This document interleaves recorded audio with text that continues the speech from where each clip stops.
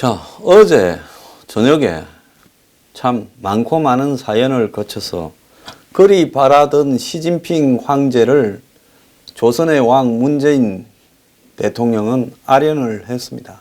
제가 이렇게 비꼬는 투로 이야기하는 거는요, 이 비꼼도 예의를 갖춰서 지금 제가 이야기를 하고 억지로 분노를 누르면서 이야기를 하는 겁니다. 사람은요, 지가 처신하기에 따라서 상대가 그대로 대해줍니다. 국가 간의 관계는 더욱더 냉정하게 대해줍니다. 아무리 작은 나라라도요, 떳떳하면요, 함부로 못합니다.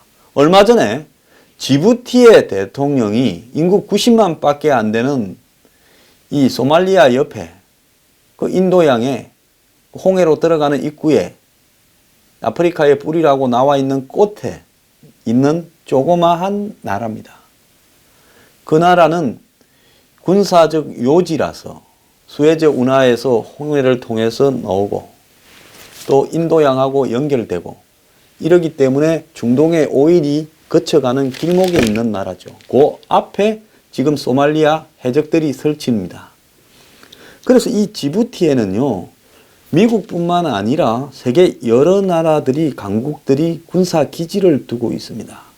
그런데 지금 미국 기지 바로 몇 킬로 앞에 지부티가 중국 기지를 열어줘 가지고 중국이 그 기지를 점점 키우고 있습니다. 그래서 중국은 미국을 견제하기 위해서 아프리카의 거점으로 지부티에 중국 군대를 주둔시키고 해군을 주둔시키고 하려 하는데, 그 지부티가 중국에 그런 기지를 제공해 주는 것이 굉장히 중요한 거죠.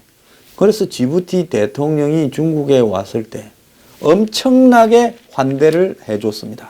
그 사진에 보면요, 지금 화면에 나가겠지만은 시진핑이 양탄자를 깔아놓고 지부티 대통령을 직접 안내하면서 영접하는 과정이 지금 사진이 나와 있습니다. 인구 90만에 중국의 1500분의 1밖에 안 되는 인구를 가진 나라에 중국이 기지를 갖다가 이렇게 좀 쓰기 위해서요, 어마어마한 아부들을 지금 하고 있는 모습이 나왔습니다. 전략적 동반자 관계를 간다면서 지부티에 특혜 차관을 어마어마하게 준다고 약속을 하고 극진한 대접을 했습니다. 자, 중국이 아프리카 협력 포럼을 갖다가 1대1로 이런 부분으로 끌어가는 부분에서 지부티가 해군 군사 기지에 있어서 주축이 되고 한마디로 중국의 진주 목걸이라는 해양 진출 전략에서 핵심적인 위치라고 보기 때문에요, 시진핑이 직접 환영식에서 이 중국의 의장대를 사열시키고 지부티에 겔레 대통령과 같이 걸어가는 모습이 지금 노출됐습니다. 그래서 화제가 됐는데요, 이렇게 인구 90만의 나라도 자신이 가진 힘을 가지고 상대를 굴복시킬 수 있는 겁니다. 자, 그렇게 천대받고 굴욕당하고 사대하고 굴종당한 한국의 문 대통령은 시진핑이 만나서 중국이 원하는 대로 그대로 놀아놨습니다. 제가 어제 저녁에 말을 잘해야 미국하고의 관계에서 사단이 안 터진다 했는데 데리고 간 수행원과 기자들이 주워 터지고 온갖 천대를 받고 한국에 오면 이제 미국의 분노가 남아 있을 겁니다. 자, 어제 말한 한반도 4대 원칙을 합의를 했는데요, 한반도에 전쟁이 불가하다, 반전 이야기하는 그죠? 이 북한 보고 북한한테 미국이 치지 말라는 이야기죠.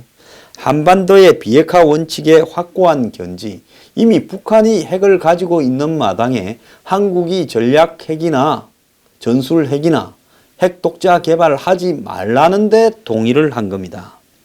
모든 문제에 대화 협상을 통한 평화적 해결, 미국이나 일본은 북한에 대해서 제재 압박을 하고자 하는데 이 문제들을 대화를 통해서 협상을 통해서 평화적으로 해결을 한다. 그거 북한이 원하는 거죠. 미국과 평화협정을 하겠다. 우리 핵은 묵인해주라. 그렇게 하라는 대로 해주면 평화적으로 해결이 되죠. 그 말을 이야기하는 겁니다. 남북관계 개선 통한 한반도 문제 해결 도움. 딱 우리가 한자 넣은 거는 남북관계 개선을 통한 한반도 문제를 해결하는데 중국이 도와주겠다라는 이 말입니다. 시진핑은 어제 사드 문제를 말을 안 하기는커녕 자기가 국빈으로 초청하고도 사드 배치 반대한다라는 입장과 함께 사드 문제를 한국이 적절히 처리하기를 희망한다고 구체적으로 언급을 했습니다. 7월달 만났을 때도 G20에서 11월달 APEC에서 만났을 때 하고 이번에도 역시 이야기를 했습니다. 자, 한국의 발표문에 시진핑이 사드 문제에 대해서 중국 측 입장을 재천명하고 한국 측이 이를 계속 중시하고 적절히 처리하기를 바란다라고 말을 했는데요.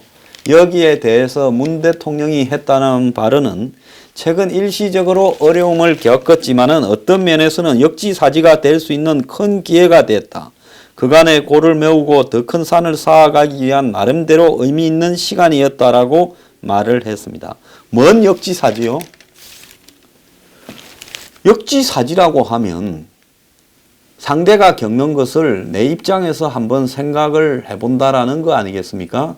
그러면 중국이 사드 때문에 스트레스 받는 것을 내가 중국의 입장이 되어서 충분히 이해한다라고 말해 준 거 아닙니까? 이게 한국의 대통령입니까? 그러면서 시진핑은 중앙관계와 한반도 정세는 관건적 시기에 처했다면서 지난달 이야기한 데 이어 또 관건적 시기라고 했습니다.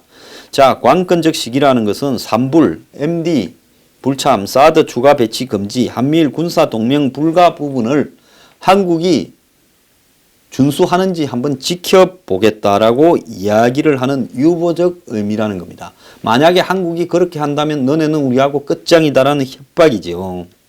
산불을 직접 입으로 거론하지 않았지만은 할 이야기는 다 한 겁니다. 한국의 대통령이라는 사람은 어디 사자성어를 하나 들어갔는지 그 앞에서 관왕지래 과거를 돌아보면 미래를 알 수 있다라는 말을 하면서 양국이 운명적 동반자라고 아부를 했습니다. 운명적 동반자는요. 정말로 중국은 가까이 하면 화근인 겁니다. 일본처럼요. 한 걸음 벗어나서 중국을 냉정하게 바라보도록 노력하지 않고 얽히면 무조건 화근이 생기는 나라입니다. 우리가 사람 중에도 그런 사람이 있잖아요. 누구하고 얽히지 마라. 아예 만나지도 마라. 저 사람과 가까이 하다가는 반드시 문제가 생기게 되어 있다라는 것과 똑같은 겁니다. 그걸 지금 모르고요. 자, 평창올림픽에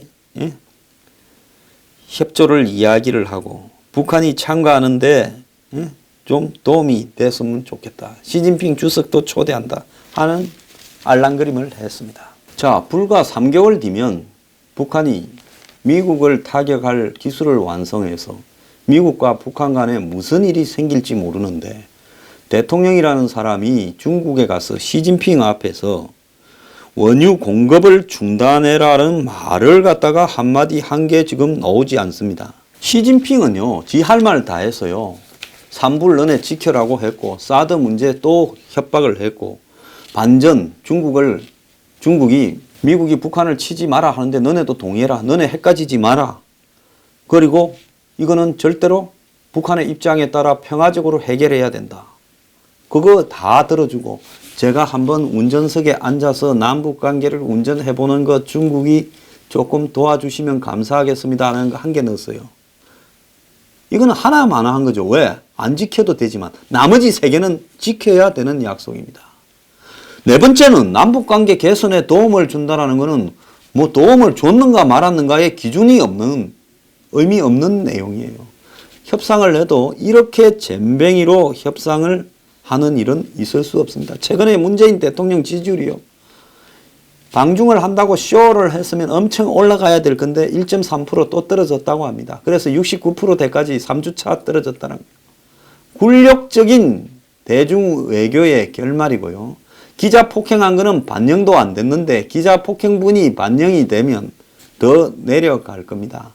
한 건 하려고 중국에 갔는데 아마 한국에 오면 한 건 하러 간 것이 참사가 되어서 국민들의 분노에 휩쓸리게 될 겁니다. 중국 원하는 대로 다 해주고 시진핑 앞에서 왜 우리 기자 수행원 패냐라고 말 한마디도 못했습니다. 결국 이 한국 기자들을 중국 공안 용역들이 팬 것이요. 방중 기간 내내 나왔던 한국 홀대론의 결정판이었다.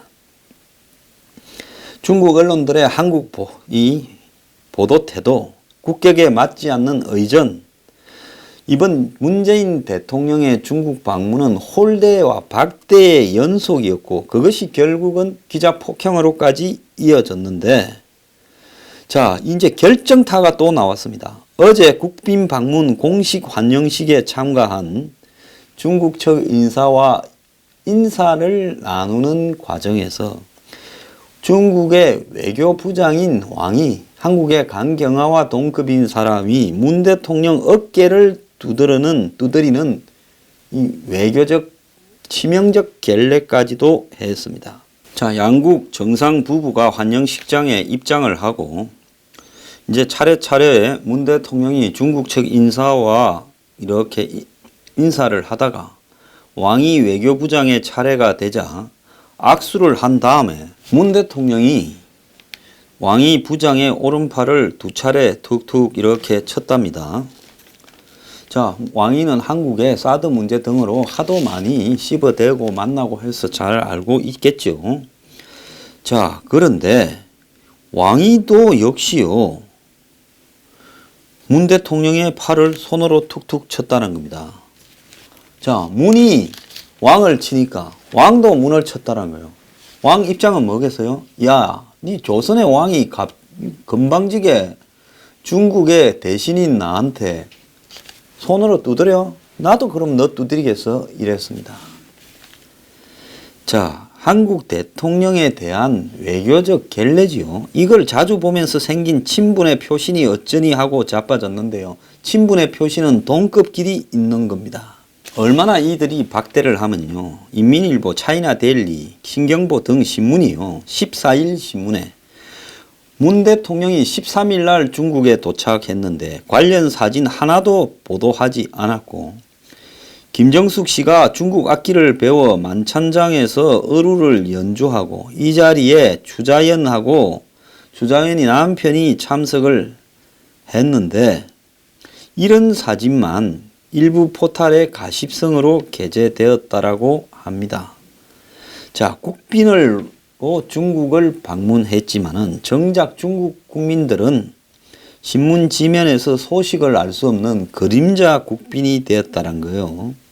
4년 전에 박근혜 전 대통령이 중국을 방문했을 때 일거수일투족을 사진과 영상으로 보도했을 때와는 180도 달라진 거라는 겁니다.